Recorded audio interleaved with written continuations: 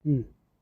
Hello mga ka-vlogs! Andito ako sa farm namin today to pick up cherries tingin ka na yung boses.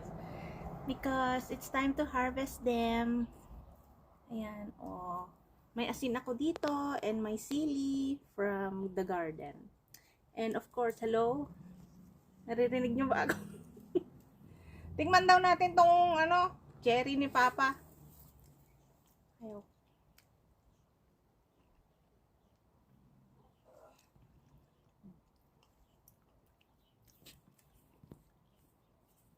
Parang siniguelas. Ngalsama, angkal. Sabi mo matamis.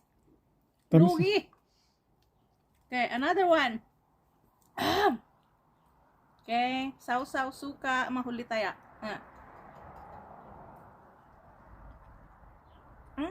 Naalsam mo na? Wala. Lugi. Okay, bye guys. Ang tamis talaga.